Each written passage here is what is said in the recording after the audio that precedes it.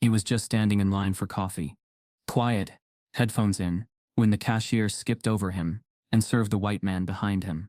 When he spoke up, the manager told him to leave, or the police would be called. But what none of them knew is that someone had been filming the entire time. And when that video went online, the truth ripped their lives apart. Before we deep dive into this interesting story, subscribe to our channel and tell us where are you watching from. Share in the comments below. The air was cool that morning, soft with dew, carrying the earthy fragrance of leaves, still damp from the night. Marcel Whitaker breathed it in slowly, like a man savoring oxygen after being underwater too long. This quiet was why he came here. He moved carefully along the winding trail of Central Park's ramble, the kind of place where New York seemed to forget itself. The horns, the sirens, the endless chatter of ambition, it all fell away beneath the shelter of trees. Here there was only the chatter of warblers and the distant flutter of wings overhead. In his hands, Marcel carried his binoculars, worn smooth where his palms had held them countless times. A small leather-bound field notebook rested in his jacket pocket. The ritual was familiar.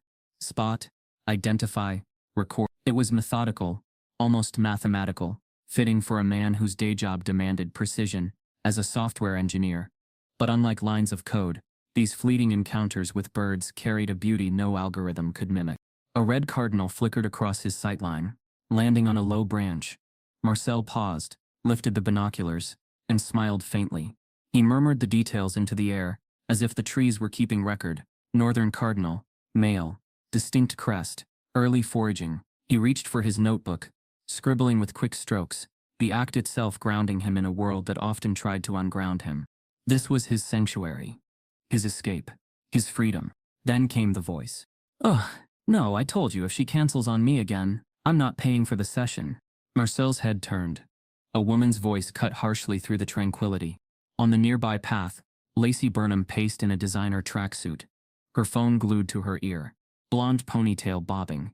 She gestured sharply with her free hand, as though the person on the other end could see every flick of her frustration. Her golden retriever, unleashed, darted back and forth through the brush, snapping twigs, scattering the smaller birds. Marcel had been tracking for nearly an hour. Each rustle was like chalk screeching on a board to him. He let out a measured exhale, closed his notebook, and stepped forward. "Excuse me," he said gently, his tone polite but firm. "Dogs need to be leashed in this area. It's a park rule. Helps protect the wildlife." For a second, Lacey didn't even look at him. She continued into her phone. "I don't care if she's hungover. That's not my problem." Finally, as if annoyed by his mere presence, she flicked her eyes toward him. "What?" she snapped. "The leash," Marcel repeated calmly, pointing to the sign a few feet away. "It's required here. The bird—" "Oh, for God's sake," she interrupted, rolling her eyes. "It's a park. It's nature. Dogs are supposed to run free." Marcel kept his voice even. "Not here. The ramble is a protected area. The rules are posted." Her dog crashed into another thicket, startling a small flock into the sky. Marcel winced. "Please," he said softer now. "Could you leash him?" That was when she really looked at him. Her gaze sharpened, scanning him from head to toe, not just seeing him but assessing him. Her lips curled into a thin smirk. "Why are you talking to me like you're in charge? Do you work for the park or something?" "No, I'm just—" "Then maybe you should mind your own business." Her tone had shifted, a blade hidden beneath velvet. Marcel felt the weight of it. He'd heard it before in boardrooms, on sidewalks, in stores when security suddenly shadowed his steps. That quiet, dangerous accusation, wrapped in everyday words. "You don't belong here." He straightened his back slightly. "I'm not trying to argue. I'm asking you to respect the rules. That's all." Her eyes narrowed. "You're making me feel uncomfortable." Marcel blinked. "By asking you to leash your dog?" "You're standing too close," she shot back, though he was still a good 10 feet away. Her voice rose, sharp enough to pierce the stillness. "You need to back off." Marcel took a slow breath. Every muscle in his body told him to disengage, walk away, but something deeper, tiredness maybe, or defiance, anchored him to the spot. He was tired of shrinking, tired of being the one who yielded. "Ma'am," he said, steady as stone, "I haven't moved toward you. I'm only asking for what the signs already say." Her phone slipped from her ear, her grip tightening around it. Her dog circled back, barking now, feeding off the tension. "You know what?" she said, voice vibrating with sudden heat. "If you don't back off, I'll call the police." The words landed like a trap snapping shut. Marcel's jaw clenched. He'd heard enough stories, seen enough headlines. He knew what a call like that could mean for him. "Police?" he repeated carefully. "For what? For asking you to leash your dog?" She didn't answer. Her thumb hovered over the screen of her phone. "Think carefully," he said, trying to keep his voice calm. "Because once you make that call, you can't take it back." Her laugh was short and sharp, like glass breaking. "You think anyone's gonna believe you over me?"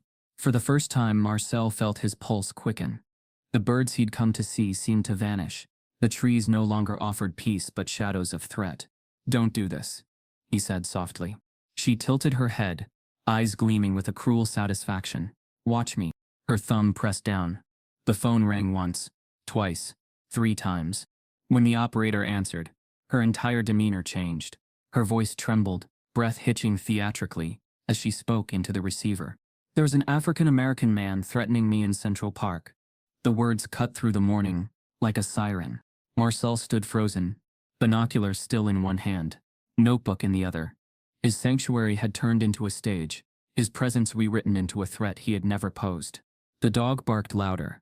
Lacey's voice cracked higher. And Marcel realized, in that instant, that what should have been the most ordinary of mornings had become a moment that might alter the rest of his life. The call was live, and there was no undoing it. The words hung in the air like a thunderclap. "There's an African-American man threatening me in Central Park." Lacey's voice trembled with manufactured panic, pitched high enough for anyone within earshot to hear. She pressed the phone tighter against her ear, her eyes darting around as if to pull an invisible audience into her performance. Marcel stood motionless. His heart drummed, but outwardly he looked carved from stone. Still contained, refusing to let fear spill into chaos. His father's voice echoed in his mind. "Never give them a reason to say you were out of control." He inhaled, then exhaled through his nose. Slowly, with deliberate calm, he pulled his phone from his pocket. His thumb hovered for only a second before pressing record. "Ma'am," he said, his voice steady, almost too steady. "I'm recording this interaction for my safety." Her head snapped toward him, eyes widening at the glowing red dot on his screen. For a flicker of a moment, her expression faltered. But then, as if doubling down, she raised her volume, tilting her body away to make it look like she was shielding herself. "He's filming me. Oh my God, he's getting aggressive." Marcel didn't move. His feet were planted firmly on the gravel. The distance between them hadn't changed. His voice, if anything, had softened. "I am not threatening you," he said clearly, making sure the words landed both in the air and on the recording. "I'm standing right here, at least 10 feet away." Through the tiny speaker pressed to her ear, the 911 dispatcher's calm voice cut in.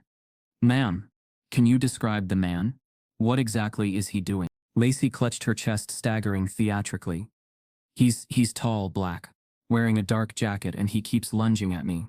Marcel's jaw tightened. "That's a lie," he said under his breath, but loud enough for her phone to catch.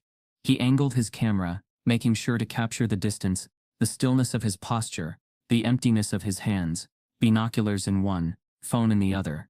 The dispatcher's tone shifted. "Ma'am, you said he's lunging at you. Is he physically attacking you?" Lacey's breath hitched, then came fast, shallow sobs. "He's about to. Please, hurry." The dog barked wildly, leash dangling from its collar like proof of the initial violation she was trying to erase. Marcel swallowed hard. He knew how this sounded. He knew how it always sounded, when fear was filtered through whiteness, and his existence became the threat. He glanced around, scanning the trees.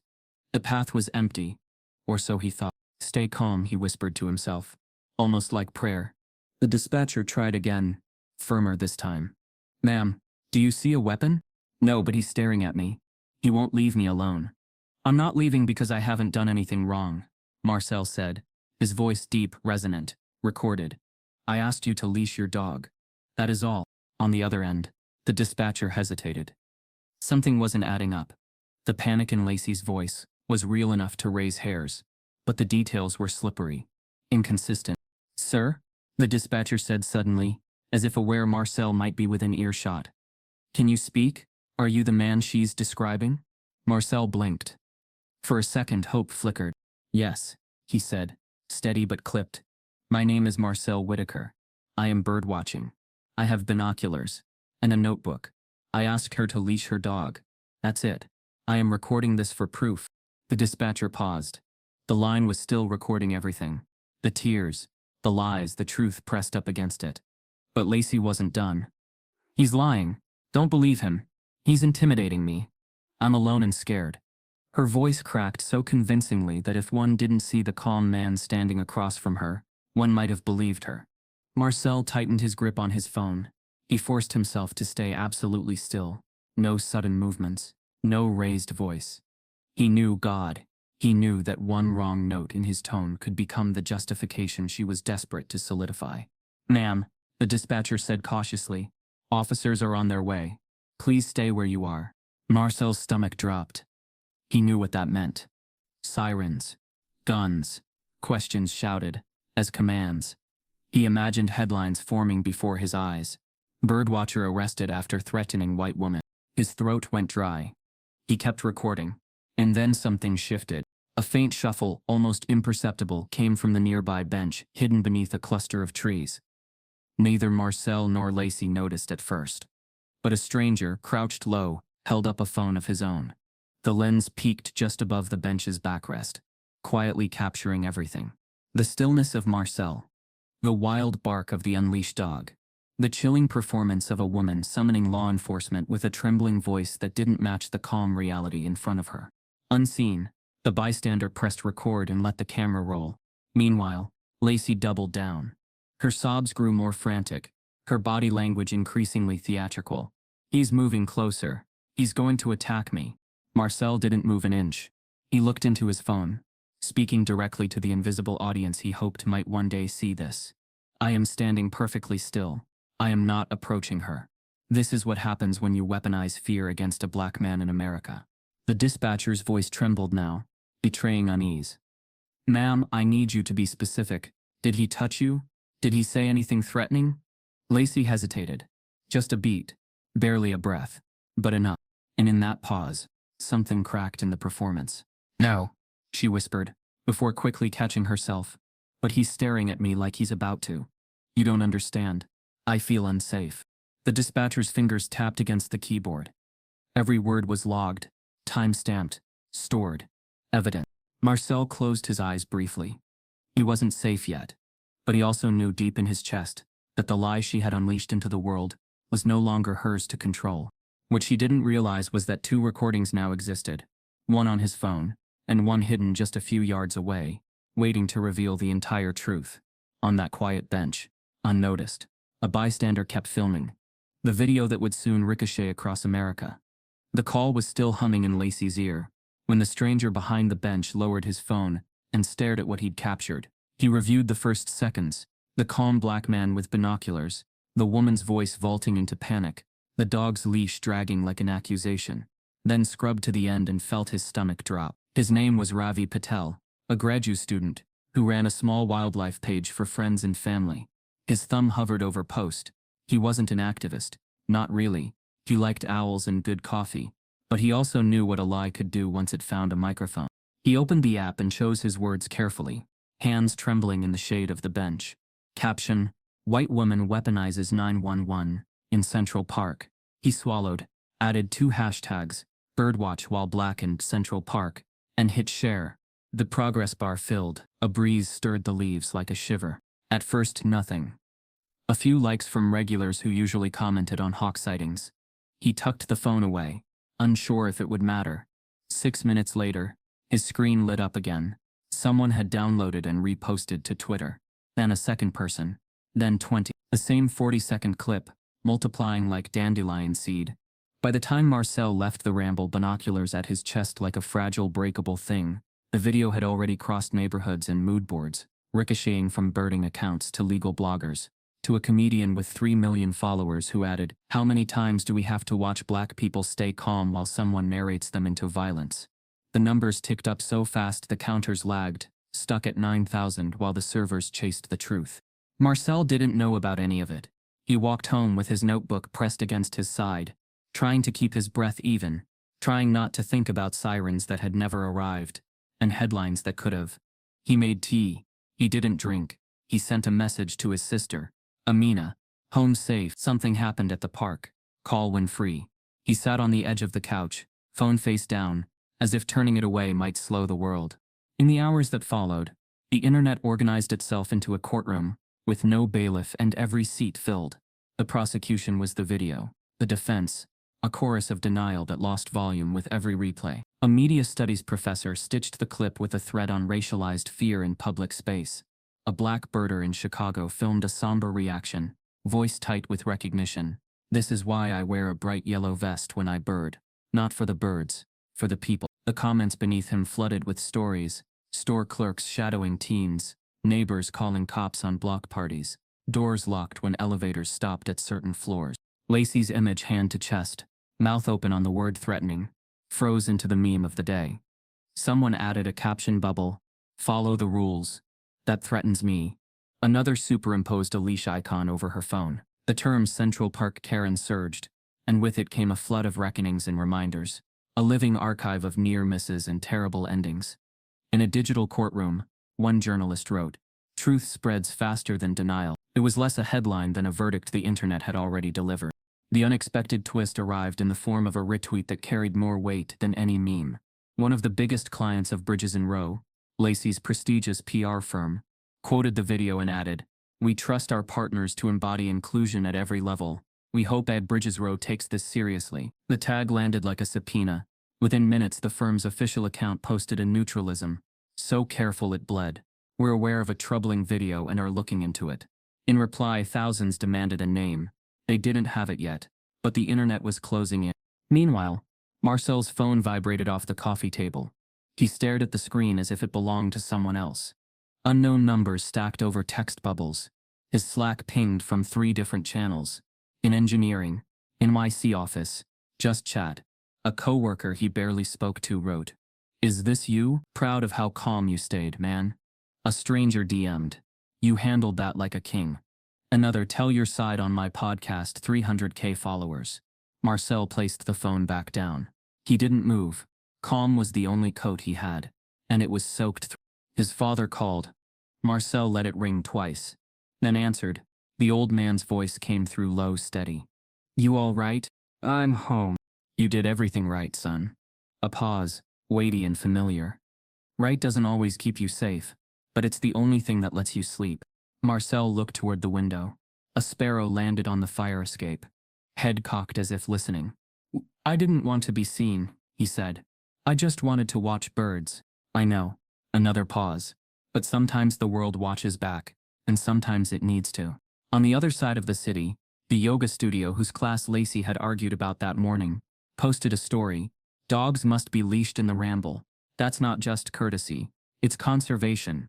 Harmless enough on the surface, but the comment section turned it into a launch pad. Someone asked, "Isn't this your client in the video?" Someone else replied with a screenshot of Lacey's LinkedIn public until now, where she touted crisis communications and reputation management. The irony ran like electricity. Names arrived in fragments. A runner recognized Marcel's jacket. He'd seen him every Sunday at the same bend in the Ramble. A colleague from an eco-volunteer group wrote, "That's Marcel. He runs our citizen science nights." Screenshots flew. Cautious voices urged, "Don't dox." Others insisted, "He's the victim." Marcel's name surfaced anyway, carried by love and the logic of online visibility. The man with the notebook acquired an identity, and with it came an avalanche of attention he didn't ask for. He answered one call. Amina. She spoke before he could. "I saw it. A few hours ago I was counting cardinals," he said. "Now I'm a trending topic. You were measured, you were careful." "I was afraid," he admitted. "Being afraid and staying measured is what courage looks like." She exhaled. "Do you want me to come over?"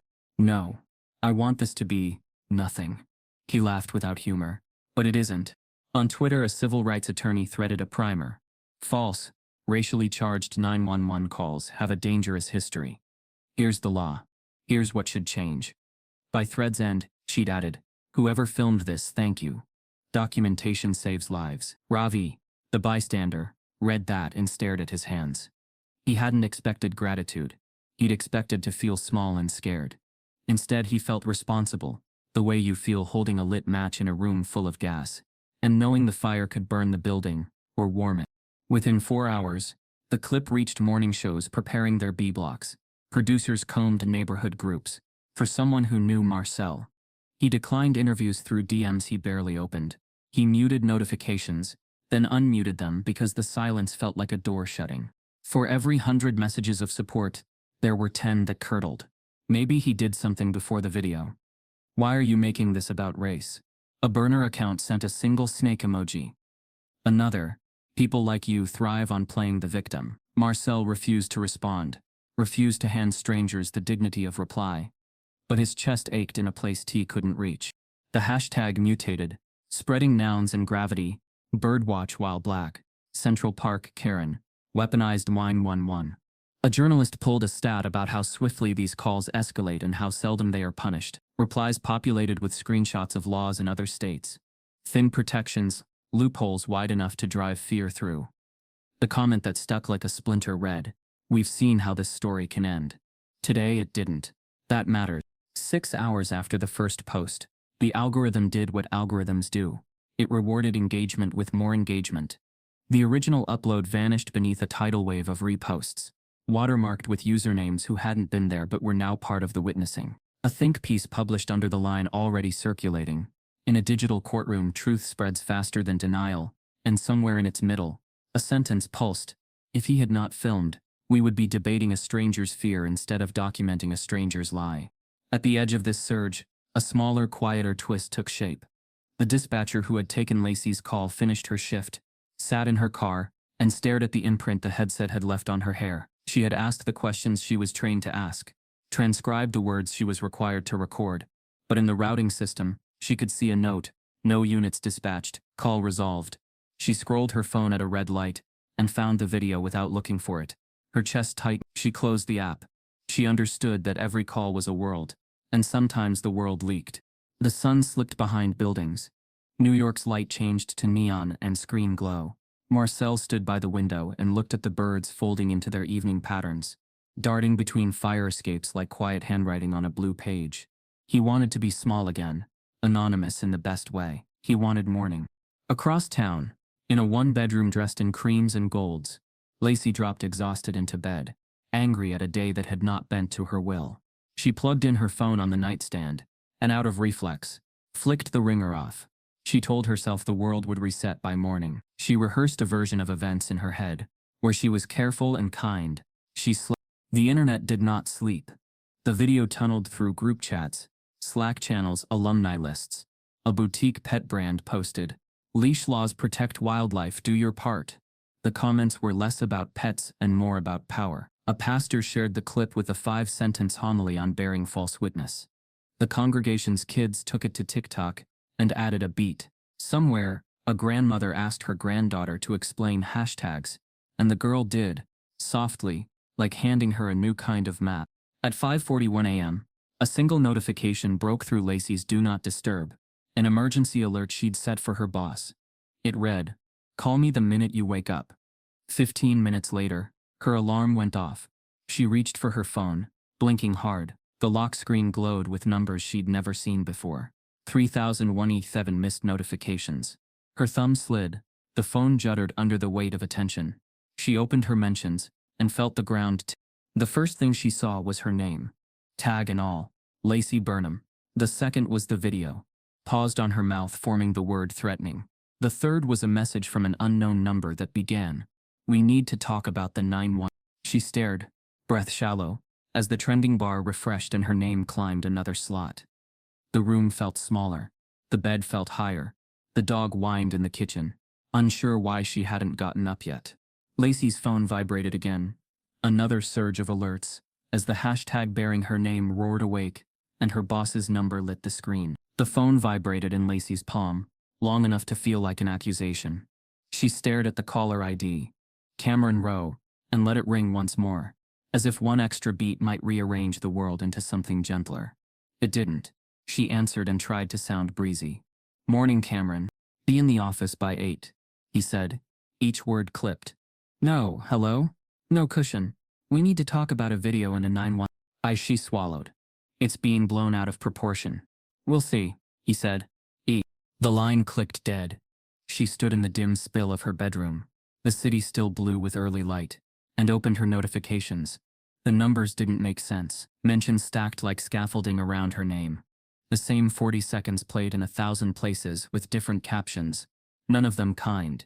In one, her face froze on the word threatening like a mask she didn't remember putting on. In another, a text overlay read, "Follow the rules, that threatens me." She locked the phone with a trembling thumb and whispered to herself, "It's a misunderstanding. They'll understand." At Bridges and Row, inclusion lived on glass walls and pitch decks. The lobby mural read, "We tell stories that lift every voice," the letters cut out of brushed metal and backlit in soft gold. Lacey had walked clients past that mural for years, believing professionally if not personally that the sentence was armor. Now as she stepped inside at 7:58 with sunglasses on, and her mouth set in a practiced half-smile, even the gold seemed to glare. The receptionist, Mia, didn't meet her eyes. 2 phones were cradled to her shoulders, as she fielded overlapping voices. "We're aware of the video." "Yes. Our CEO is responding." "No. We can't comment on personnel. I understand your concern." She put one caller on hold, looked at Lacey, and tried for neutral. "HR asked me to let them know the moment you arrive." "Of course," Lacey said, aiming for controlled. "Could you tell Cameron I'm here?" "He's in a boardroom," Mia said, already lifting the phone again as another line lit up. "He's been in since 6. On the 23rd floor, the office Slack had turned into a river. Channels blinked with red dots. The public and diversity and belonging thread, usually sleepy, mostly birthday shoutouts and pride lunch photos, pulsed with messages. A junior copywriter typed, "This feels like a betrayal, not a misstep." A senior account lead responded with caution, "Let's wait for facts." Then a strategist posted the video link and wrote, "You can hear the shift in her voice when she says African American." Reactions stacked, and the little binoculars emoji. Someone added without humor, "In client crisis, project managers tallied emails from brands that paid the retainer consumer goods. A museum, a startup with a diversity pledge front and center on its homepage. A message flagged read, Iana Tate, author, activist and the most prominent black client they had. Requested a call with the CEO now." Another message blinked, Nereid Systems requesting an urgent statement. The note below it made the room tilt. Nereid's software engineer was the man in the video. His name, Marcel Whitaker. Cameron sat at the head of the long walnut table. Jaw clenched, tie loosened as if the room were running out of air. Around him the firm's small war council, Mia Miles, Chief Diversity Officer, Greta Walsh, Head of HR, Eli Cohen, General Counsel, Ruben Reyes, CFO, and Heather Pike, VP of Corporate Communications and Lacey's longtime mentor. A speakerphone glowed in the center of the table, holding Ayana on mute, while Cameron finished scanning a printed agenda no one wanted. Heather kept her voice low, coaxing the room back to the firm she'd sold for years. "We know, Lacey. This isn't her." Mia's pen tapped the table once. "It is her voice. It is her words. We're not debating a deepfake." Cameron raised a hand. "Enough. There's a process. We will follow it." He looked at Eli. "I want the full 911 transcript." Eli spread his fingers over a legal pad. "We can file a request with the city. It's public record. But it takes time." "Too much time," Mia said. "This is burning now." "We also need to consider employee safety," Greta added. "I'm already seeing DMs sent to our interns because their bios list us. We need guidance out to staff." Cameron's eyes were on the speakerphone. He unmuted. "Yuna, Ayana, I'm here." Her voice filled the room, velvet with heat. "Cameron, you have a crisis. And it isn't me. It's the culture that lets one of your executives call the police on a black man for existing." He didn't try to deflect. He knew better than to spin a professional storyteller who made a living telling the truth. "We are taking action. I've requested the transcript, and we are beginning an internal investigation. I will update you by noon." Yana exhaled, a sound like disbelief. "By noon you might not have any black staff left." A pause, then a softer dagger. "Will you center the harmed, or protect your own? That's your story now." The call ended. The silence she left behind was a mirror. Cameron rubbed his temple. "We do the thing we tell others to do. Transparency. Accountability." His gaze cut to Heather. Pull our crisis template. Heather reached into her tote and slid a beige binder onto the table. Its title, in Lacey's careful serif, When the Brand is the Bad Actor, Owning Harm, Centering Impact.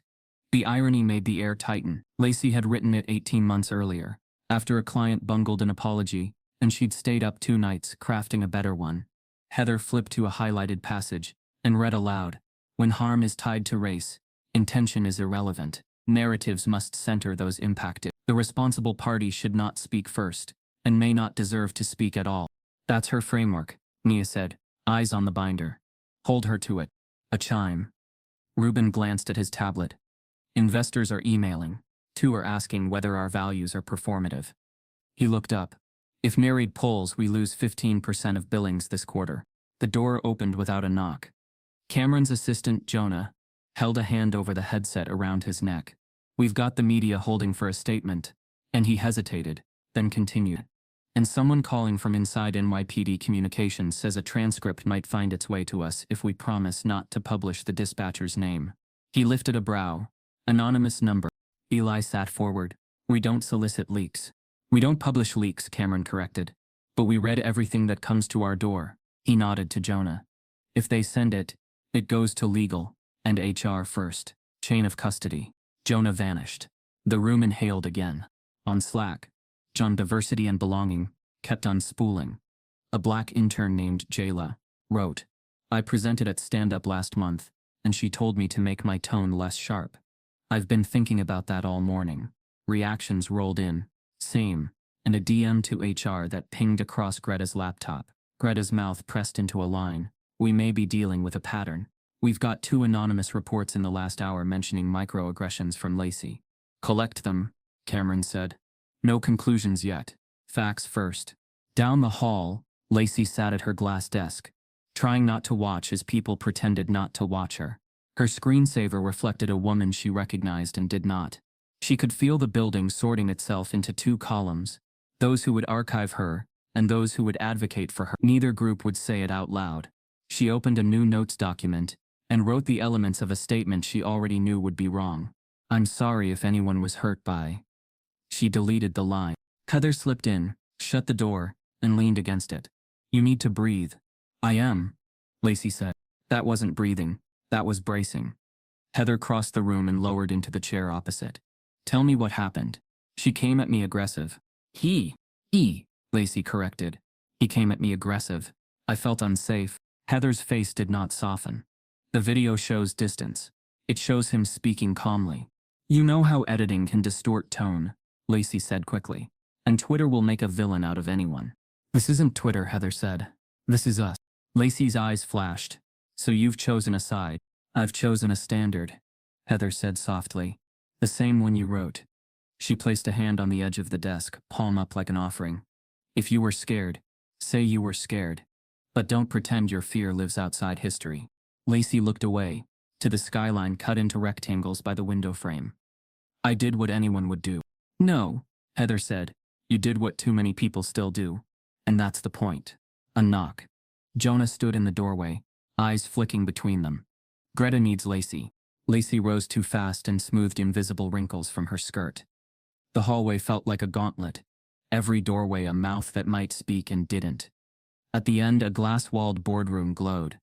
Cameron, Nia, Eli, Greta, around the table, the beige binder open like a confession. On the credenza, a manila folder lay as if it had been delivered by weather. No return address, only a typed label. Transcript. Eli lifted it with 2 fingers, as if it might stain. Came via encrypted email, he said quietly to Cameron. No signature, but it includes internal timestamps and operator IDs. Reads authentic. Was it the anonymous number? Cameron asked. Jonah nodded. They called themselves Dispatch 315. They said they didn't sleep well. Greta reached for the printout, eyes scanning the first lines. Her expression tightened on a sentence, then smoothed into professional blankness. We'll handle the employment side. You handle the clients. Cameron's gaze slid to the glass, where Lacey, Heather and Jonah stood waiting like a tableau. He straightened, buttoned his jacket, and nodded once. Bring her in. Lacey stepped into the room, the soundproofing swallowing the office hum so thoroughly she could hear her own breath. She had presented in this room 100 times, sold apologies and pivots with the exact posture she tried to hold now. But the table looked longer, the chairs taller, the distance from door to seat a small eternity. Greta gestured to a chair. "Thank you for coming in." "I'm already here," Lacey said, and winced at the edge in her voice. "We're going to ask some questions," Eli said evenly. "This will be a confidential HR investigation. Your cooperation is required by policy." "I know the policy," Lacey said. "I wrote the client version." Mia folded her hands. "This isn't the client version." For a moment, no one spoke.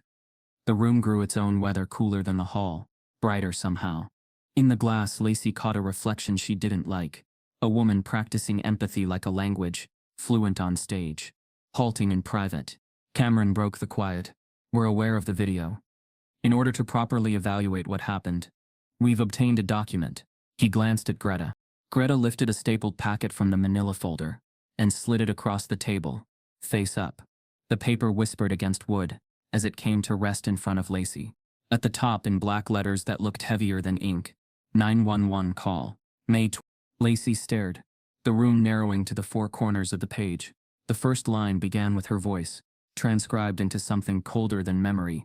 "Take a moment to read," Greta said gently, almost kind. "Then we'll go line by line." Lacey's fingers touched the paper, and the words she thought would save her were waiting to become evidence. "Ahead of this," she said quickly, looking at Cameron, "we can control the narrative. I issue a statement, something measured, heartfelt. We say it was a misunderstanding, heightened emotion." The packet sat in front of her, crisp and heavy, as if the paper itself carried weight beyond pulp and ink. Lacey stared at the bold header, 911 call, May 12th, and felt her chest tighten. Her instinct was to push it away, to refuse the narrative frozen in black letters. Instead, she reached for it, fingers brushing the stapled corner, and began to flip through. Every word she remembered saying was there, and every word she wished she hadn't. But seeing them stripped of tone, stripped of performance, made them look clinical, surgical, like evidence. "Read it out loud," Greta said softly, her HR cadence deceptively calm. Lacey's lips parted. "You want me?" "Yes," Cameron cut in, voice sharper. "So we all hear it the same way." She swallowed, the room watching. Slowly, she began. "There's an African-American man threatening me in Central Park." Her voice wavered on the first line, not because of emotion but because of the way everyone's eyes tightened. She pressed on, flipping to the second page. "He's lunging at me. He's aggressive. I feel unsafe." Silence fell. Only the soft hum of the HVAC filled the gap. Mia, the chief diversity officer, tapped a pen against her notepad, eyes fixed on the transcript. Her voice cut the stillness. Notice how calm her tone is at the start. The panic doesn't arrive until she adds race. Lacey's head snapped up. "That's not true. I was panicked from the beginning." Mia held her gaze. "The dispatcher's notes disagree. So does the recording." "That video was biased," Lacey snapped, louder than she intended. "It was cut to make me look like—" "Stop," Cameron said firmly. His voice carried the authority of a man used to closing deals and ending arguments. "The transcript isn't cut. It's the raw call. And it doesn't align with what you're saying." Lacey's breath quickened. She tried to sit taller, to reclaim the posture of a senior PR executive who'd built her career on composure. He was menacing. You can't see it on video, but I felt it. He was staring, standing there, and "You thought your fear mattered more than his reality," Mia interjected, calm but surgical. She leaned forward. "You weaponized blackness. You turned his existence into a threat for the dispatcher. That's why your voice changed when you said the words, African-American man." The sentence landed like glass shattering on marble. Everyone shifted slightly, Heather looking down at the table, Greta clicking her pen closed, Eli adjusting his glasses. Lacey's pulse pounded. "You're twisting this." "I was scared. That's all." "Scared of what?" Mia asked. "His binoculars? His notebook? His calm tone?" Lacey gripped the transcript tighter, pages wrinkling in her fist. "You weren't there. You don't know how it felt." "I don't need to be there," Mia said evenly. "I've lived the inverse of it my whole life." Cameron held up a hand before the exchange could sharpen further. "Enough. This isn't a debate. This is a question of fact. And the fact is, your account doesn't hold against the transcript or the video." Eli, the general counsel, cleared his throat. "And legally, if we defend you publicly, We risk liability. If this escalates, and it will, Bridges and Rowe could be implicated as enabling racially discriminatory behavior.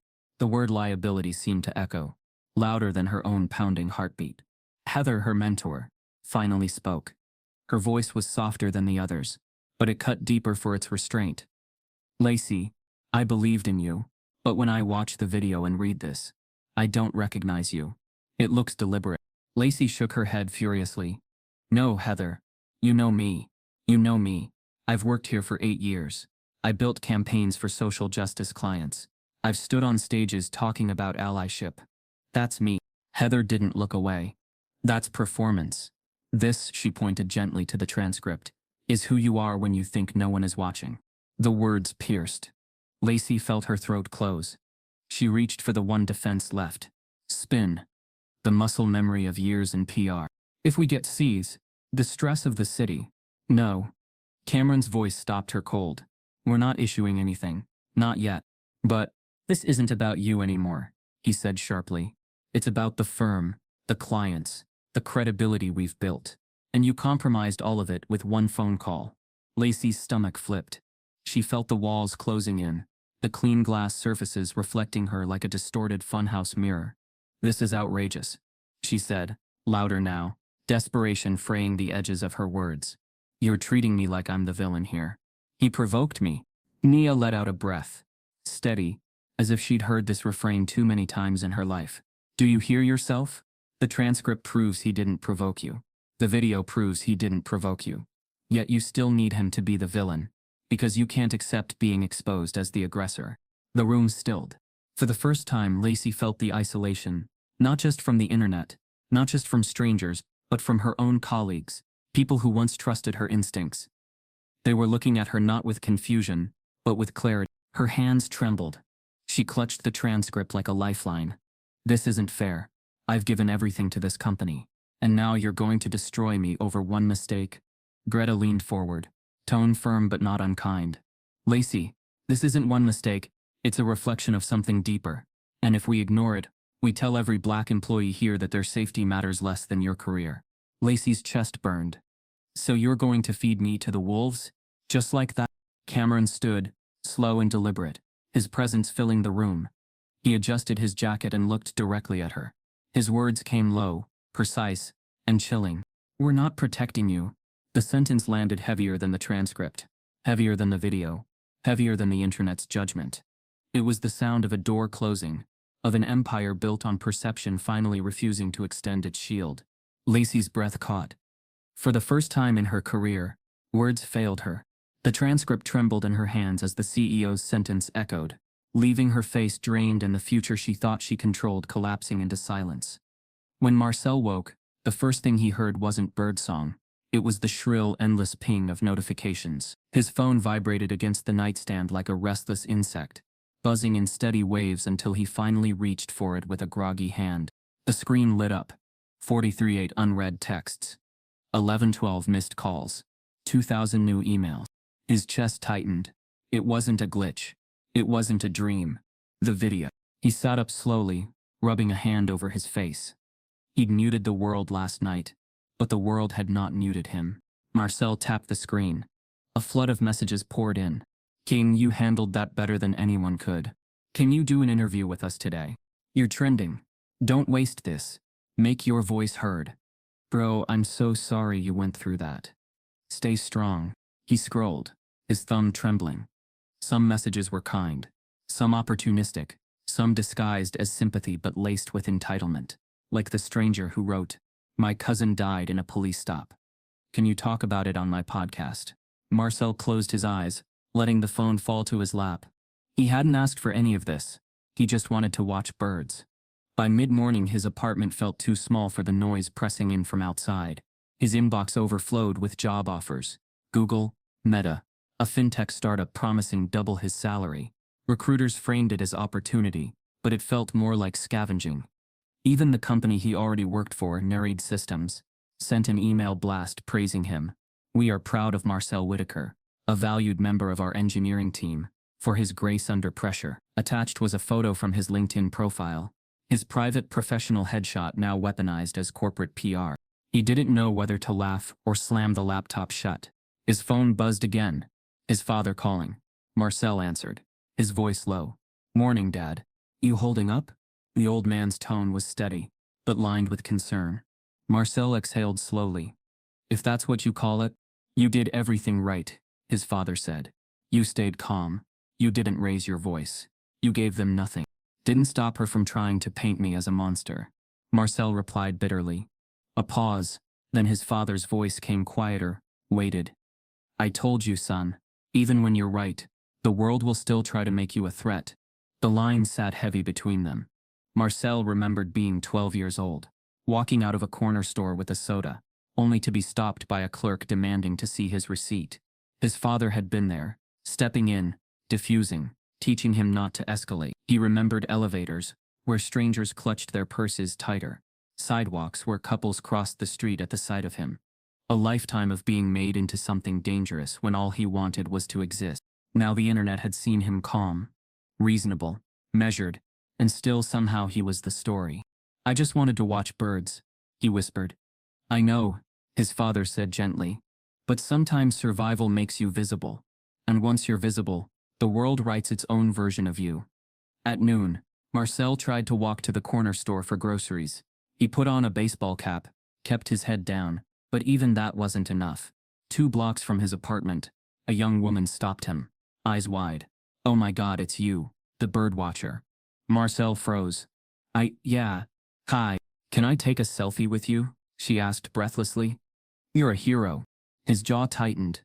He wanted to scream that he wasn't anyone's hero, that he was just a man who asked someone to leash their dog. But he forced a polite smile, shook his head. "I'm sorry, not today." She looked disappointed, but pulled out her phone anyway. Before Marcel reached the corner, he knew the photo of his back would be online, captioned, interpreted, consumed. He turned around and walked home empty-handed. By late afternoon, interview requests filled his inbox. CNN, NPR, BuzzFeed, even a late-night comedy show. Each subject line was louder than the last. "We'd love to hear your side. The nation needs to hear from you. Your story could change everything." But Marcel didn't want to change everything. He wanted to hold a notebook in the park and write about sparrows. He shut the laptop. The knock on his door startled him. He hesitated before opening it a crack. A delivery man stood there, holding a box. "Marcel Whitaker." "Yeah." "Package for you." The man handed it over. Oblivious. Marcel closed the door and set it on the table. He didn't remember ordering anything. He cut the tape carefully and opened it. Inside lay a brand new pair of binoculars. High-end, sleek. A small card rested on top. "You remind me of my brother. He didn't survive his run-in with the police. But you did. Keep birding. Don't let them take that from you." No signature. Marcel sat back in the chair, heart pounding. Gratitude mixed with sorrow, with guilt. This was what the spotlight felt like. Gifts wrapped in grief. Praise soaked in the blood of other men who didn't get to walk away. He picked up his phone again, scrolled through Twitter. His name trended beneath hashtags like Dyke Birdwatch. While Black and Central Park Karen, strangers debated his life without him. Some hailed him as the embodiment of dignity.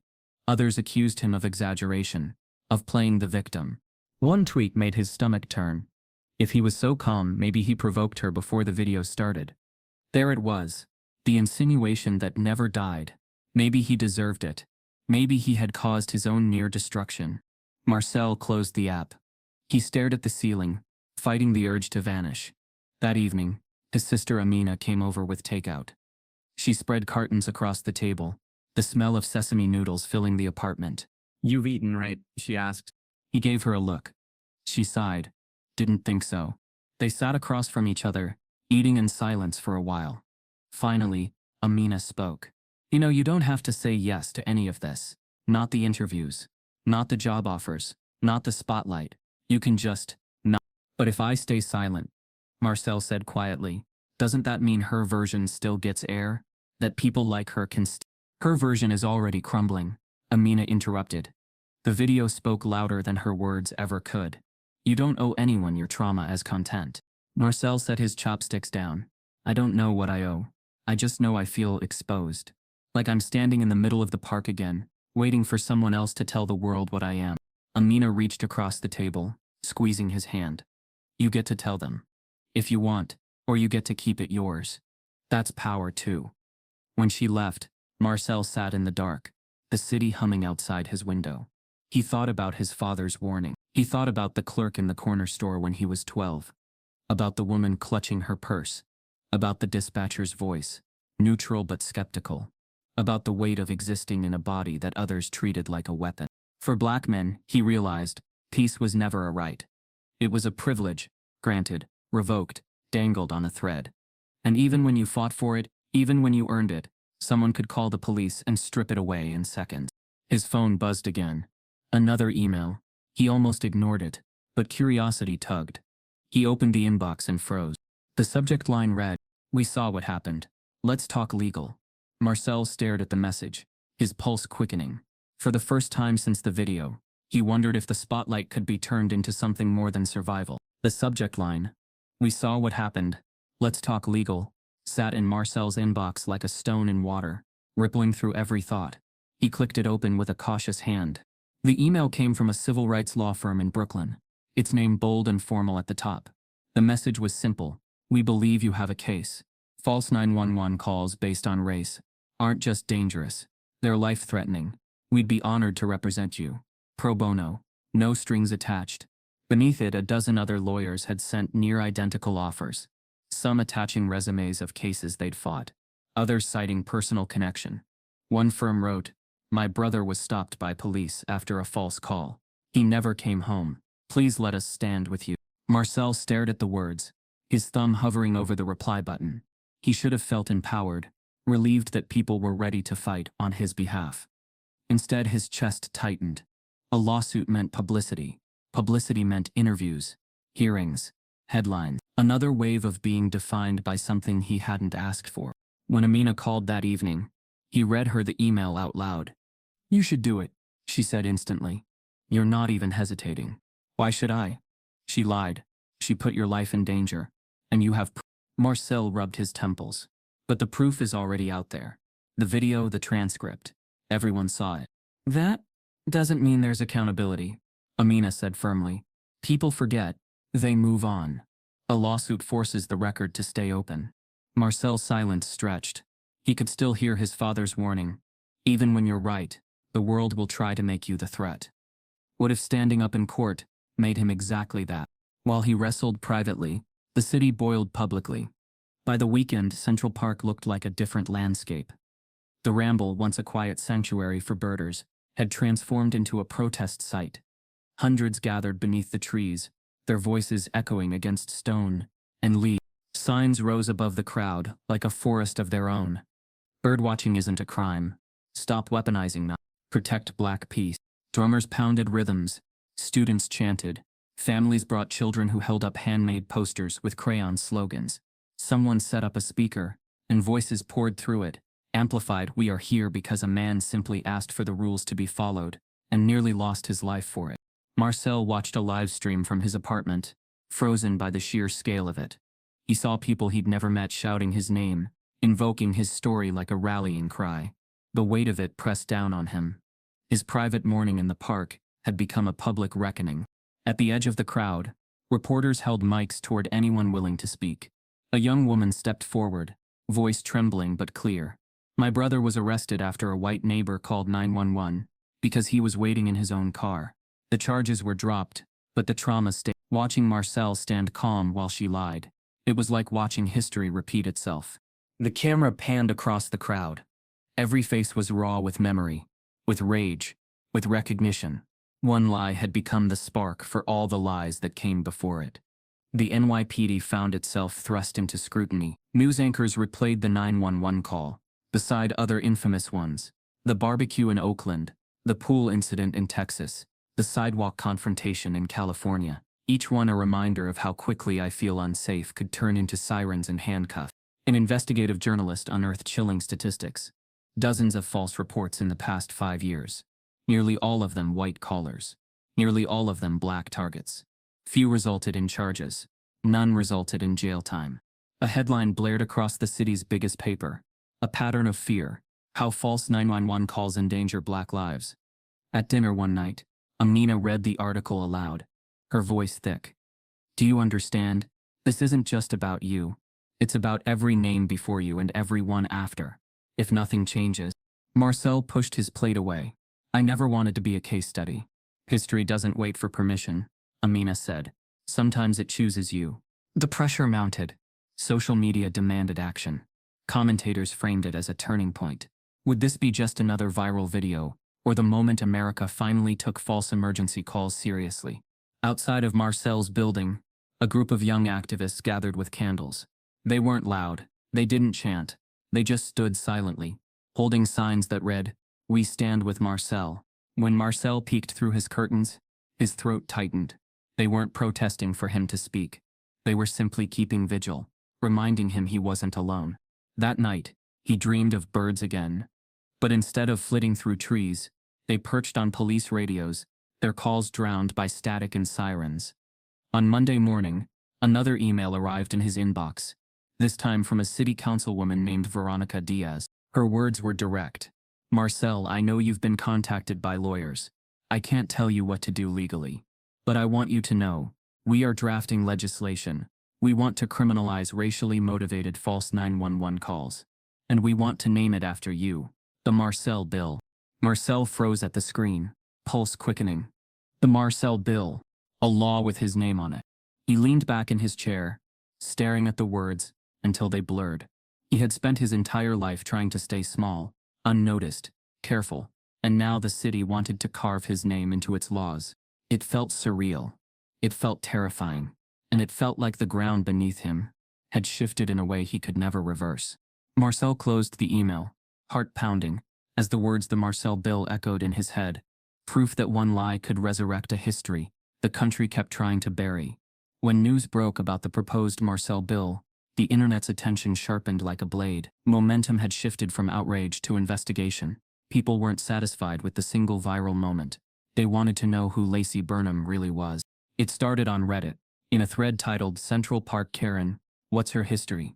Users began piecing together fragments of her digital footprint, old yearbook photos from her sorority days at Columbia, a LinkedIn trail showing her climb in PR, mentions in archived campus newspapers. The internet was building a timeline, brick by digital brick. Then came the stories. One anonymous post read, "I went to college with Lacey. She once told me I got into Columbia because of affirmative action. I laughed it off back then, but I never forgot it." Another added, "She ran in the same social circles as me. I remember her complaining that her roommate played the race card too often. She said it like it was a joke." Dozens of similar comments piled in, some vague, some painfully specific. Each one chipped away at the carefully curated image Lacey had built for her career. On Twitter, screenshots of her old tweets began circulating. At first they seemed harmless, jokes about coffee, selfies with friends, but then came the darker ones. 2011. Why does every black guy at the gym blast rap so loud? Headphones exist for a reason. 2013. Ugh, my cab driver doesn't speak English. New York, please do better. 2014. I swear, some people just look sketchy. Sorry, not sorry. The tweets were old, written before she had entered corporate PR, but the internet didn't care about timestamps. The present was being rewritten by the past. A viral post summed it up. She didn't become this way in Central Park. Central Park just made it public. Lacey sat in her apartment with curtains drawn, scrolling through every new revelation with trembling hands. She wanted to scream that she'd been young, careless, different then, but she knew how it looked. She had spent her entire career preaching about optics, about perception, about how apologies don't erase patterns. Now those words had circled back like vultures. Her phone rang. "Heather." "Don't look at Twitter," Heather said without greeting. "I already did," Lacey whispered. "You need to prepare for HR asking about your past. They're compiling everything." "This is insane," Lacey snapped. "People change. Those tweets were 10 years ago. You built your brand on the idea that words matter, Lacey," Heather said quietly, "and now yours are being measured." Lacey bit her lip until she tasted blood. "I'll release a statement. I'll own it. Spin it." "No," Heather cut in sharply. "Don't spin. Every word will be dissected. The wrong tone will bury you faster." The line went quiet, and Lacey felt the walls closing in. For the first time she wondered if even Heather couldn't save her, Meanwhile, Marcel watched from his laptop as headlines multiplied. He hadn't spoken publicly yet, but the narrative grew without him. One article read, "A pattern emerges. Central Park caller's history of racial comments surfaces." Another featured testimonies from anonymous coworkers who described her as subtly dismissive, condescending, and uncomfortable around diversity conversations. Marcel scrolled slowly, unsettled. He hadn't wanted to see her destroyed. He only wanted the truth of that morning preserved. But now her past was unraveling in real time, pulled into the spotlight just as he had been. Amina called that evening. "Have you seen the new stuff?" "I have," Marcel said. "This wasn't an accident, Marcel. She's been like this for years." He rubbed his forehead. "Maybe. But does dragging up everything fix what happened?" Amina's voice hardened. "It doesn't fix it, but it proves it wasn't random. It proves you weren't imagining the danger. How many other people did she harm before you?" The answer came faster than Marcel expected. Late that night, as he sifted through another wave of emails, one subject line stopped him cold. "She did something to me too." The message was from a former colleague, a black woman named Danielle who had once worked at Bridges & Rowe. Marcel clicked it open, eyes scanning quickly. "Marcel, you don't know me, but I know her. I worked with Lacey for 3 years. She froze me out of meetings, dismissed my ideas, and once told me in front of a client that my hair was too distracting. I never spoke up because I thought no one would believe me, but seeing what she did to you, I can't stay quiet anymore." Marcel sat back, the words heavy in his chest. It wasn't just him. It had never been just him. The Central Park lie had been the loudest, but it wasn't the first. Marcel stared at the email, his pulse quickening. Danielle's final line echoed in his head. "She did something to me too."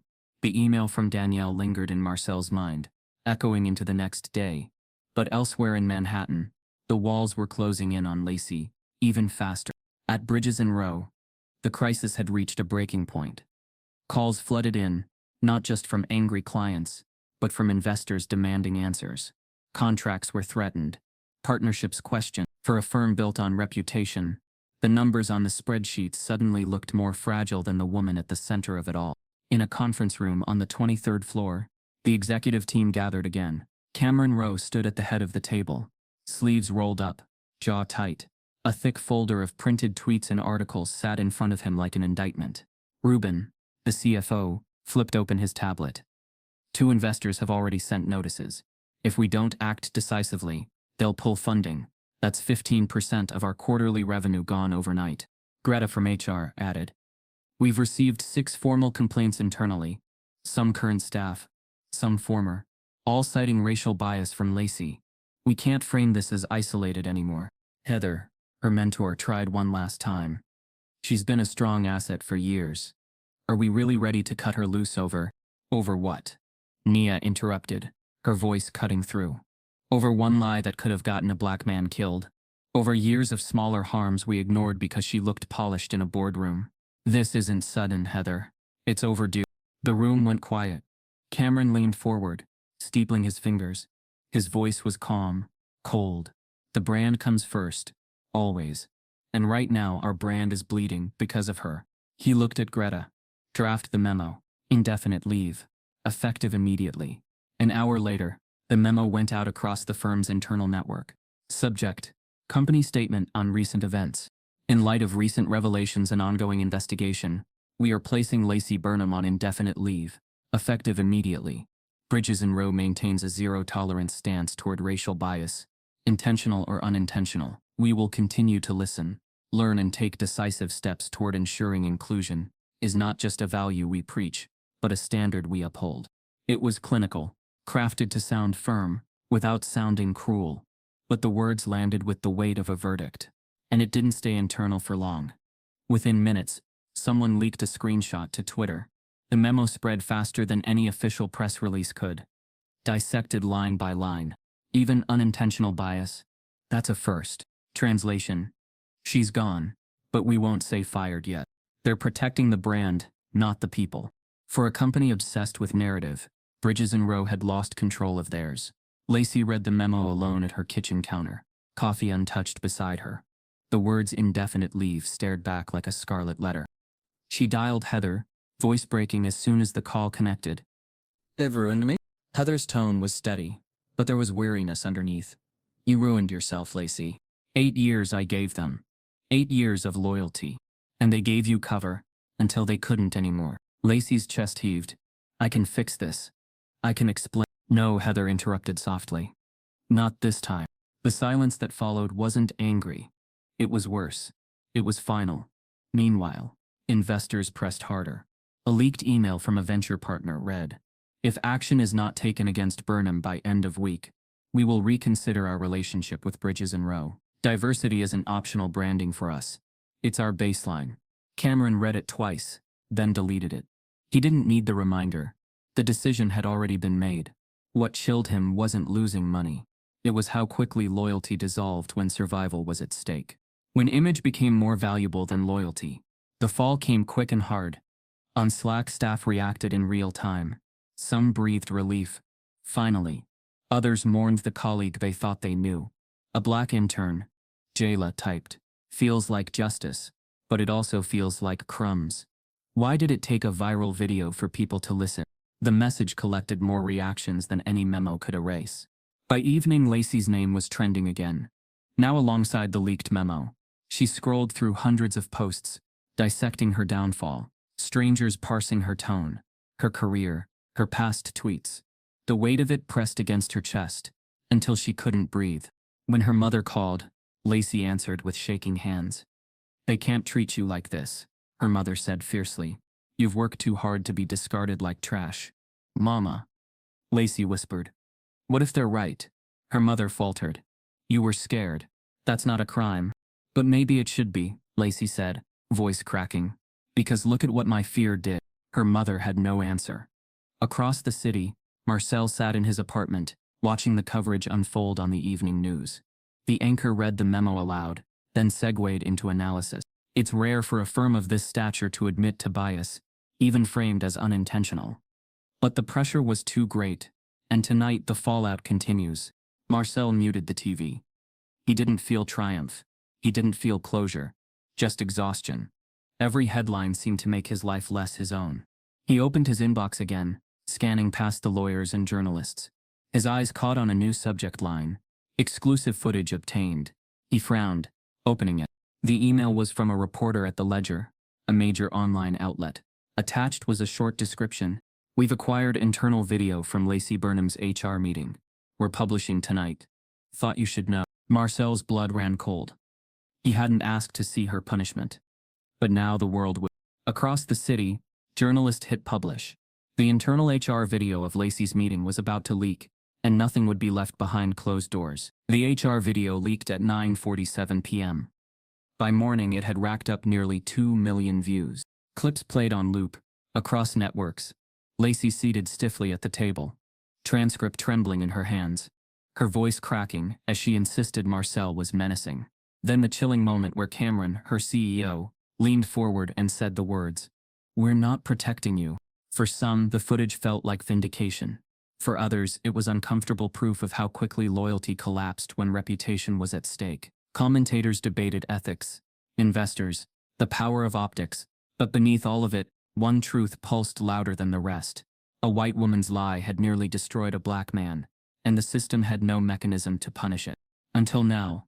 Inside City Hall, momentum surged. Councilwoman Veronica Diaz stood at the podium, her voice steady but urgent. We cannot allow 911 to be weaponized against black and brown citizens. A false emergency call is not a prank. It is not a misunderstanding. It is a death sentence waiting to be carried out. Behind her sat members of the council, folders stacked, cameras pointed. The chamber buzzed with energy as protesters gathered outside, chanting Marcel's name, their voices rising up through the marble stairwell. Diaz continued. The events in Central Park have shown us, again, that the phrase, "I feel unsafe," can too easily become a shield for bias. Today we vote on legislation that will make false, racially motivated 911 calls a crime, and we will name it for the man whose calm in the face of danger reminded us all of what's at stake. She held up the folder. The bold letters on the front read, "The Marcel Bill." The crowd erupted, the sound ricocheting off the chamber's high ceilings. Marcel watched from his apartment, television light flickering across his face. He hadn't gone to City Hall, despite repeated invitations. The mayor's office had even offered a car and private entrance, but he declined. When Amina asked him why, he answered softly, "Because I don't want this moment to be about me standing at a podium. I want it to be about the law standing for itself. People want to hear your voice," she said. "They already heard it," he replied. "When I said nothing but the truth that day, that's enough." It wasn't modesty, it was exhaustion. He had been spoken for, dissected, praised and doubted for weeks. Silence felt more radical than applause. The council chamber grew still as the vote began. One by one, members spoke their stance before casting their decision. Yes, for my constituents who fear that a trip to the park could turn fatal. Yes, for every 911 dispatcher forced to parse lies from survival. Yes, because accountability delayed is justice denied. The tally climbed. Marcel gripped the armrest of his chair as the numbers ticked upward on the screen. 12. Finally. 47. The chamber roared. Protesters outside erupted into cheers, their chants turning into songs. On screen, Diaz raised her hand. "It is official, the Marcel bill has passed. False racially motivated 911 calls are now a misdemeanor, punishable by fines and when egregious jail time." Marcel let out a breath he hadn't realized he was holding. He wasn't smiling, but the weight on his chest loosened, just slightly. News outlets seized the moment instantly. Headlines blazed. NYC passes landmark law after Central Park incident. The Marcel bill. A quiet man sparks loud change. History in the making. False 911 calls now a crime. Pundits debated whether the law went far enough. Activists called for it to spread to other states. Civil rights lawyers praised it as precedent. For once the debate wasn't about Marcel's demeanor, or Lacey's fear, or Twitter's memes. It was about the law itself. And that, Marcel thought, was enough. Later that night, Amina came over with takeout again. She found him sitting by the window, watching the city lights blink like restless stars. "You really could have been there, you know," she said gently, setting down the food. "I didn't need to be." "You don't feel robbed? Like it was your moment?" Marcel shook his head. "It was never my moment. It was theirs. The council. The people who protested. The ones who pushed for this. I was just the spark. Sparks burn out. Fires spread." Amina studied him, then smiled faintly. Quiet dignity sometimes roars louder than public applause. Marcel chuckled softly. "That sounds like something Dad would have said." "Maybe," Amina said, "but tonight it's true of you." Across the city, Lacey watched the same broadcast from her dim apartment. Curtains closed, wineglass in hand. She saw her name mentioned only as a footnote. The woman whose false call triggered the law. Her face no longer led the coverage. Her words no longer dominated headlines. She had been reduced to a cautionary tale. An unnamed silhouette in the shadow of legislation. And in a way that stung worse than the ridicule. She wasn't infamous anymore. She was irrelevant. The final segment of the evening news cut to the anchor. His expression a mix of gravity and intrigue. "Tonight New York City has made history. The Marcel bill has officially passed into law, criminalizing racially motivated false 911 calls. It is the first legislation of its kind in the state, and advocates hope it will serve as a model nationwide." He shuffled his papers, then looked straight into the camera. And in a twist no one saw coming, the broadcast cut to black before revealing what came next, leaving viewers and Marcel hanging in breathless suspense. The anchor's words, "and in a twist no one saw coming," cut to a new clip. The screen showed a dimly lit living room, beige walls behind a ring light, and Lacey Burnham in frame. Her eyes were red, mascara smudged deliberately enough to look accidental. A tissue set crumpled on the coffee table. The caption read, "My side of the story." Viewers leaned closer. The video had been uploaded to YouTube less than an hour earlier, already climbing past 200,000 views. Lacey took a shaky breath and began, "I want to say I'm sorry for everything that happened in Central Park, for the pain people felt watching it. I never wanted that. I was scared. I was under so much stress, and I misunderstood the situation." Her voice cracked. She dabbed her eye with the tissue, gaze lingering toward the lens, as though she were begging it to believe her. "I see now how my words could have been interpreted," she continued. "But I promise, I didn't mean to cause harm. I didn't mean to weaponize anything. I was just a woman alone in the park, feeling threatened." She paused, trembling just enough to suggest sincerity. Please no. I am not a racist. I'm just human. I make mistakes. The video ended with her lowering her head into her hands, sobbing softly as the screen faded to black. The comments section lit up instantly. You knew exactly what you were doing. Not an apology. An audition. Funny how the tears came right when the camera started. Weaponized whiteness, then weaponized crying. Same playbook. Within minutes, hashtags began trending again. Eat apology fail. Tears for clicks. Not an actress but acting. Because the internet had found something else. Something Lacey had tried to bury. Screenshots surfaced of her old college bio page. Member of Columbia Drama Club. Lead roles in Our Town and The Glass Menagerie. A headshot with curled hair and stage makeup circulated side by side with a still from her apology video. One viral tweet read, "She wasn't sorry. She was performing. And the performance wasn't even good." The receipts piled higher. Old audition tapes surfaced from a dusty Vimeo account, linked to her name. In one, Lacey practiced crying on cue, tears welling right on the 30-second mark. The parallels were too sharp, too damning. Her apology wasn't being received as healing. It was being dissected as theater. In her apartment, Lacey refreshed the page obsessively, watching the ratio tilt into nightmare. More dislikes than likes, thousands of comments calling her manipulative. She slammed the laptop shut and buried her face in her hands. Why won't they believe me? She whispered to herself. Her phone buzzed. Heather. Lacey answered, voice raw. Did you see it? I saw it, Heather said quietly. And so did everyone else. I was sincere, Heather. I was trying. Heather's sigh crackled through the line. You forgot the first rule of crisis management. What rule? When a performance replaces remorse, the world sees right through it. Lacey gripped the phone tighter. So what do I do now? You stop performing, Heather said. Or you accept that no one will listen again. But even as Heather spoke, a new wave hit.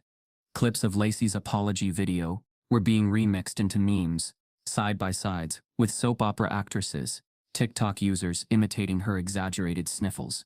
Late-night comedians replayed the video with laugh tracks added. Her attempt at control had become another spectacle. Meanwhile, Marcel sat in his apartment, watching the video only once. He closed the laptop halfway through, unable to stomach the theatrics. Amina, seated across from him, asked, "What do you think?" She's still making it about her fear, Marcel said quietly. Not about what that fear did to me. Amina nodded grimly. Because accountability isn't in her vocabulary. Marcel leaned back, staring at the ceiling. He didn't want to gloat. He didn't want to see her crumble. He just wanted honesty. And he knew, now more than ever, he wouldn't get it from her. By the following morning, the backlash had sharpened into something colder. Corporate rejection. YouTube issued a statement. This video has been demonetized due to violations of our policy on harmful and misleading content. Sponsors who had quietly partnered with Lacey on lifestyle blogs and Instagram deals began pulling out. A beauty brand posted, "We do not condone racial bias. We have ended all collaborations with Lacey Burnham." Her inbox, once filled with offers, was now flooded with termination notices. Lacey read one out loud, voice trembling. Effective immediately, we are discontinuing your ambassador role. This decision is final. She dropped the phone onto the couch, staring blankly at the wall. She had thought the apology would stop the bleeding.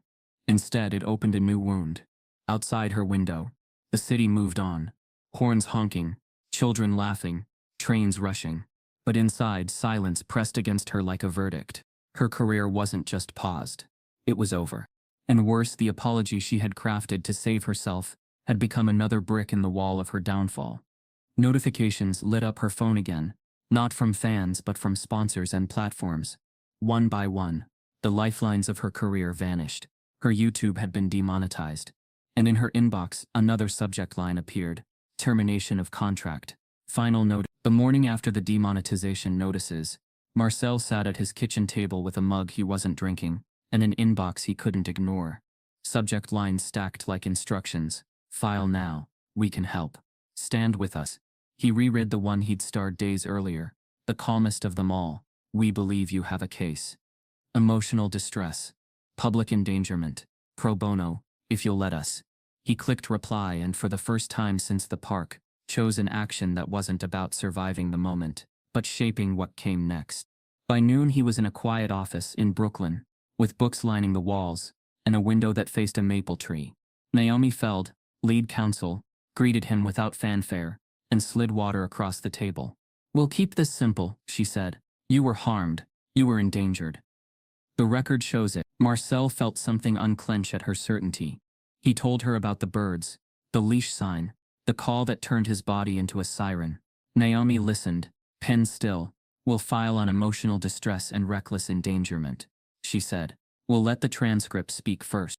The unexpected twist arrived before the filing did. A courier appeared with a thick envelope and a letter on embossed stationery. The offer was generous: a settlement with a non-disclosure agreement, a public statement about mutual misunderstanding, a donation to a conservation non-profit in his name. Naomi skimmed it and raised an eyebrow. "They want silence," she said. Marcel touched the envelope as though it might sting. He pictured the ramble and his father's voice.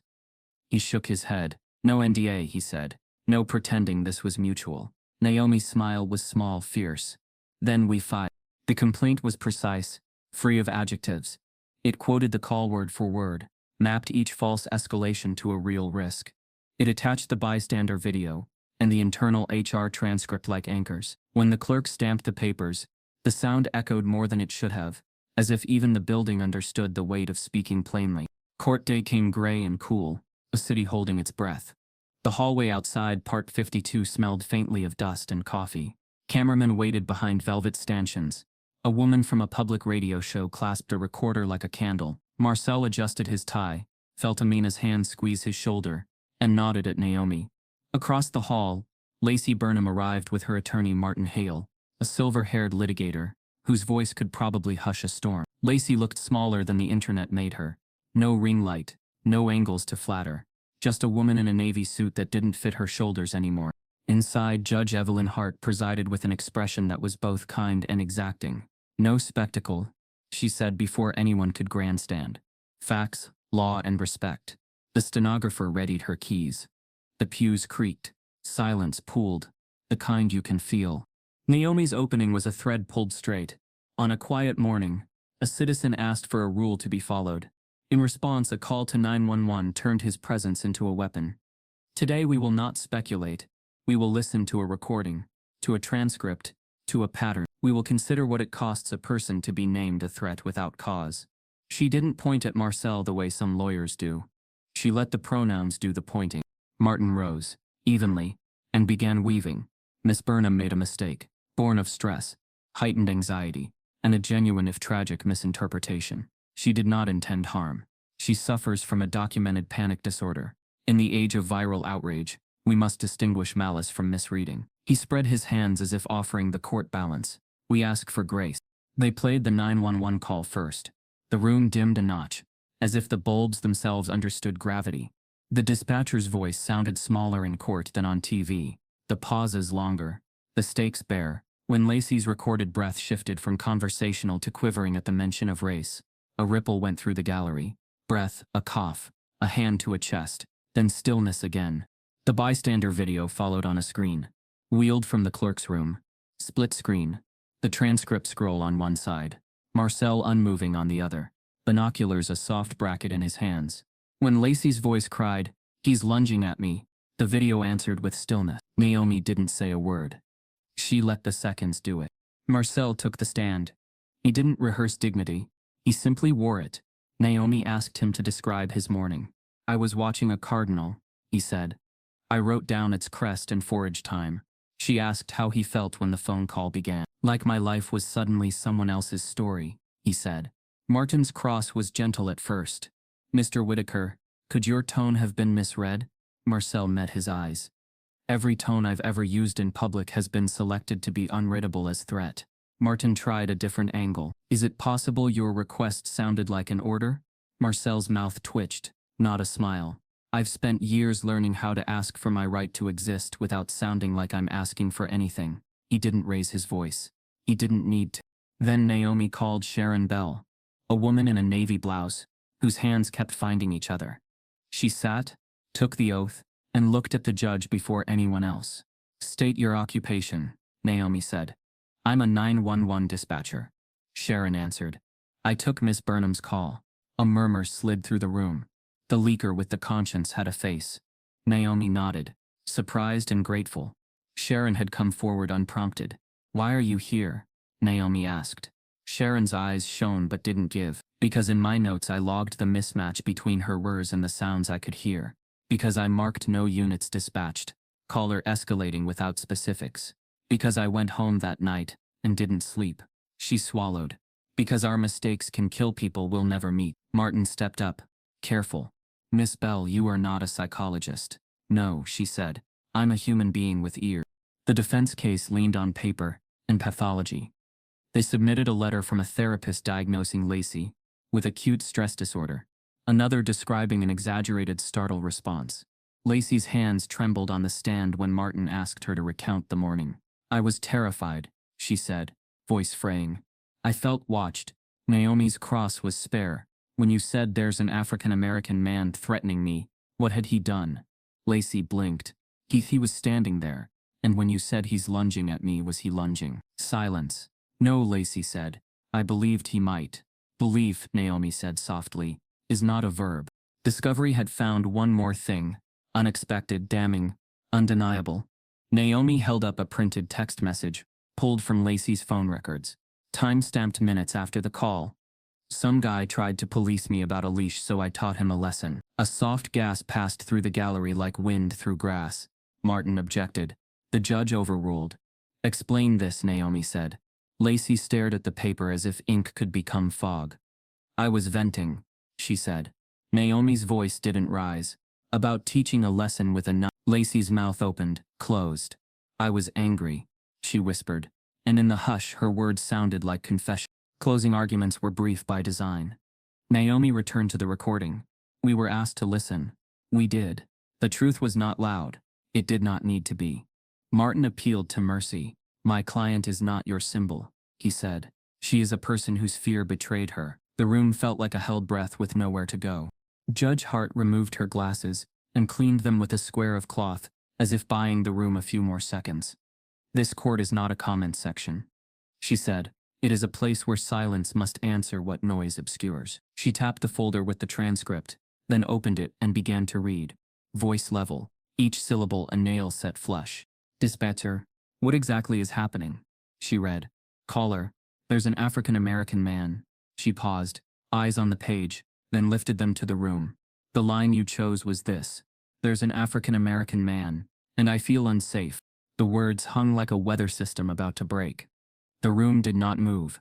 The next sentence would decide which way the storm would fall. Judge Hart's voice lingered on the last line she'd read. A cold echo in the still courtroom. "There's an African-American man, and I feel unsafe." She closed the folder, letting the silence stretch until the room itself seemed to hold its breath.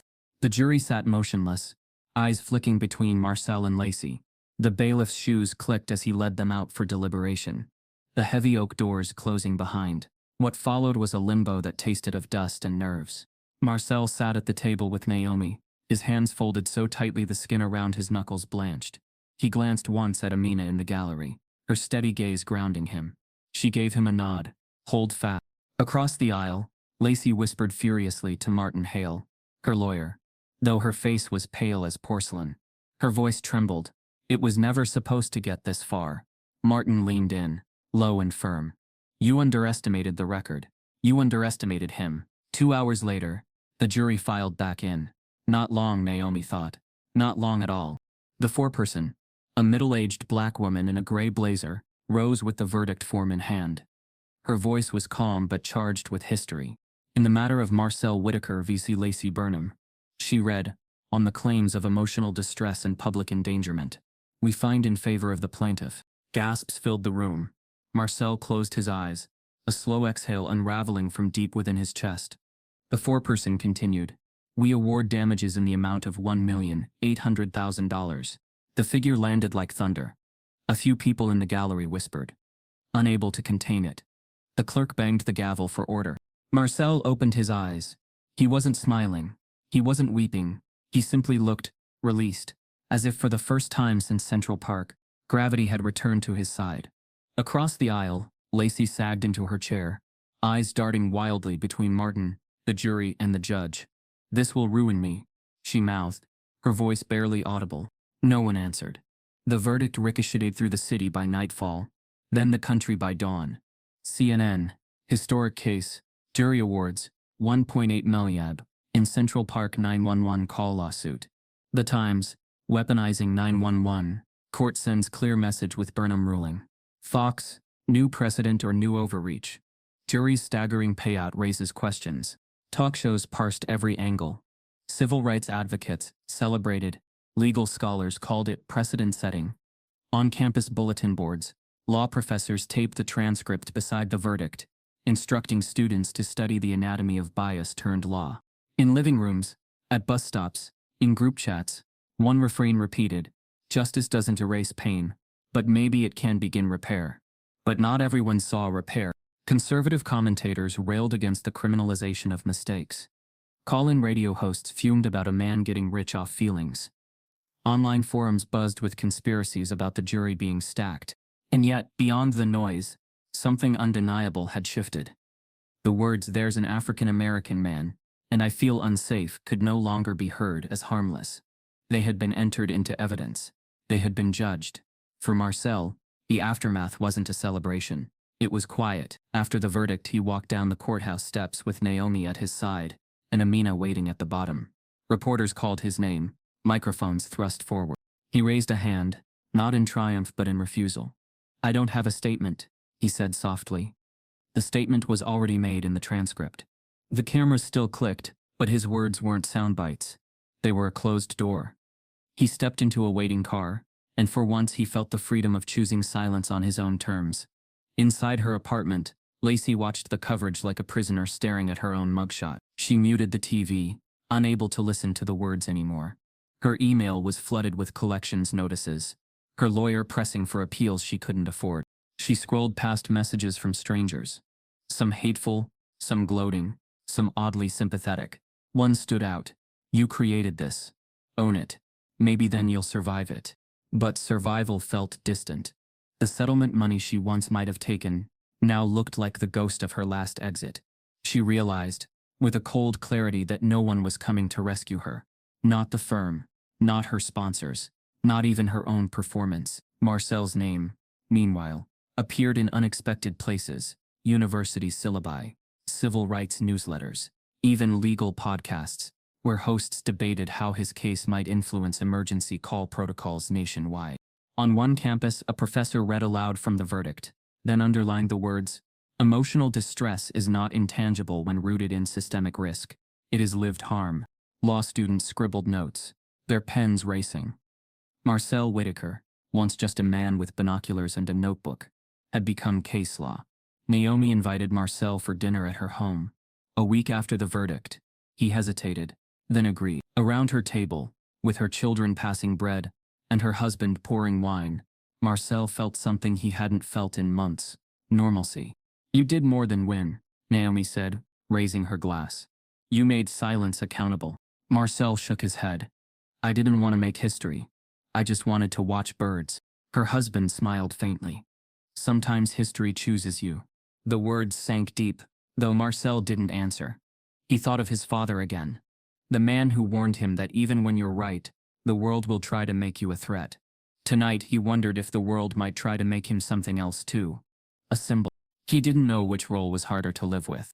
That night, alone in his apartment, he sorted through mail stacked by the door. Bills, congratulations cards, offers from nonprofits. Then one envelope caught his eye. Cream-colored, handwritten, postmarked from a town he didn't know. He tore it open. The letter inside was neat, deliberate. "Mr. Whitaker," it began. "You don't know me, but I owe you more than you'll ever realize. I watched your trial. I listened to the transcript. And when I heard the line, 'There's an African-American man, and I feel unsafe,' something inside me broke. Because 2 months ago, a neighbor called 911 on my brother, using those exact words. The police came. They nearly shot him. He survived because I intervened. But your case, made me realize we're not crazy. We're not alone. The transcript saved his life, and maybe mine too." Marcel read it twice, his throat tight, the words blurring. He placed the letter down, staring at it in disbelief. Someone else's survival had been tethered to his own. And for the first time he wondered, what if this wasn't just his story, but the beginning of a movement larger than himself? The letter stayed on Marcel's table like a small lantern that refused to go out. He read it again in the morning light, tracing the careful script of a stranger who claimed the transcript had saved her brother's life. The words didn't make him feel larger, they made him feel responsible. He folded the page with both hands, as if closing it could somehow keep it safe. Amina arrived with coffee, and a grin that tried to be casual. So, what does a man do with 1/8 millions in a city that keeps saying his name? Marcel looked past the window to where a sparrow tested the fire escape. He gives the birds back to the kids who never get to hear them. She tilted her head. Say more. He exhaled. Slow. A fund gear, guides, free workshops. Stipends for black naturalists who want to lead walks without worrying about rent. Partnerships with parks. Know your rights clinics paired with field days. If peace can be revoked, he said, we teach them how to reclaim it safely. Amina's smile found its edge. Name? He hesitated. The Whitaker Foundation. She shook her head. Too centered on you. He nodded, almost relieved. Then, ground song. For black urban birders. For anyone who needs quiet they can trust. They built it at his kitchen table, then moved to a borrowed co-working space, with a drafty window, and a plant that kept leaning toward the light. Naomi handled the paperwork between court filings. A city parks liaison, impressed by the case, waived event fees for their first month. A gear company sent a message. We saw what you built. 10 pairs of binoculars are on the way. The woman who'd written the letter replied to his thank you with a surprise. She wanted to volunteer. Her name was Nadia Green, a nursing student from Queens, who had never touched a field guide but spoke as if she'd held grief for years. I'm not a birder yet, she said over the phone, but I know how to keep people calm when sirens get close. An unexpected ally knocked on their flimsy office door 3 days later. Ravi Patel, the bystander behind the bench, stood there holding a box of clipboards, and a smile that faltered at the threshold. I figured, you might need help organizing signups, he said. I'm better at spreadsheets than speeches. Marcel stared for a beat, then laughed softly. You're exactly right on both counts. Come in. The first ground song walk met at sunrise near the Ramble, the sanctuary that had been stolen and returned. 20 volunteers lined a folding table with loans, binoculars, tiny notebooks, pencils sharpened to little spears. Kids arrived with hoodies half-sipped and parents blinking sleep. A middle schooler wore headphones around his neck. A toddler pointed at pigeons like discovering comets. Marcel stood off to the side, letting Nadia welcome people. She spoke with a softness that demanded attention. Birdwatching is about noticing. If anyone makes you feel like you don't belong, we will handle it. If you feel unsafe, you don't have to explain why. We believe you first. A hand rose from the crowd. What about dogs? A boy asked, earning a ripple of laughter. Nadia smiled. We keep a respectful distance, and we know the rules better than anyone. They moved in small clusters under a canopy of green. The air smelled of damp leaves and beginnings. Children gasped at a flash of red, the cardinal bright as a stubborn memory. Marcel let himself name it softly. Male, crest high, then stepped back so a girl could steady her loaner binoculars. I can't see, she murmured. He widened her stance, lowered the focus. The bird leaped into her lens. Her breath caught like she'd found a doorway. There, he said, and the word felt like a blessing. Ground song grew faster than anyone could map. They added a quiet hour, where phones stayed in pockets, and leaders whispered. They launched night chorus, urban owl walks under street lamps that hummed. They designed a gear library. Anyone with a library card could check out binoculars. Ravi built the database. Nadia assembled safety packets, de-escalation scripts, a card listing legal rights next to a drawing of a robin. A kid had sketched in crayon. The media tried to make Marcel the face of every photo. He refused gently, always shifting the lens. Take theirs, he'd say, gesturing to a teenager standing toe-to-toe with a cedar waxwing. When an interviewer asked, how did you build a movement out of a bad day, he answered, I didn't. I just made space for one that already existed. Across the river, Lacey packed her life into boxes that seemed to multiply in corners. She'd hoped the news cycle would spin on, but every job interview turned into research, and every research turned into a name no one could clear. She relocated to a smaller city, where her resume used to be enough, Now the receptionist's eyes flicked to her ID, then to Google, then to the door.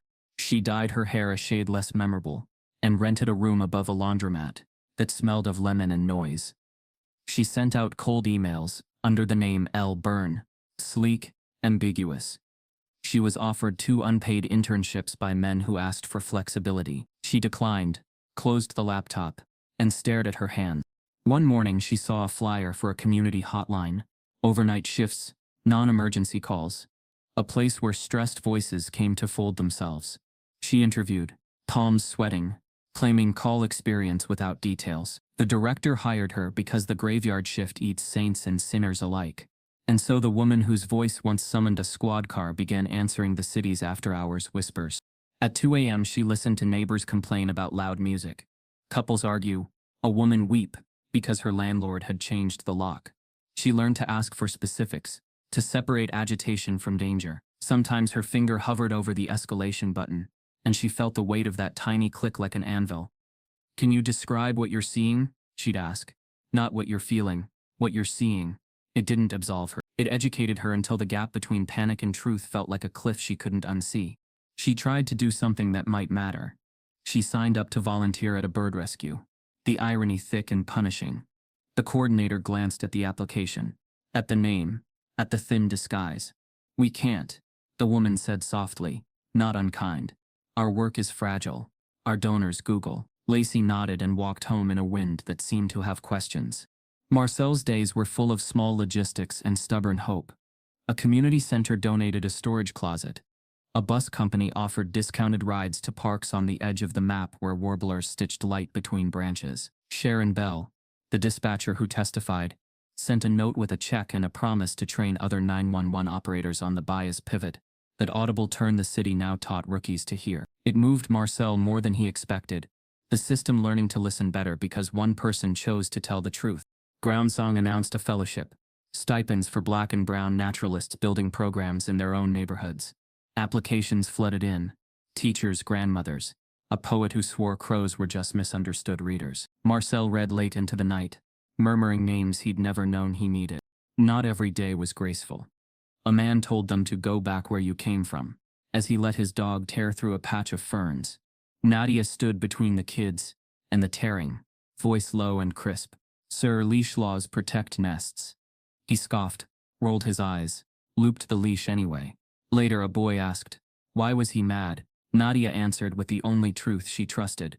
Some people mistake rules for cages when they've never felt caged themselves. The same moment had broken 2 people. Only one used it to build something better. One afternoon, an email arrived from an address with a polished signature and a gilded logo. A major network wanted to adapt the story.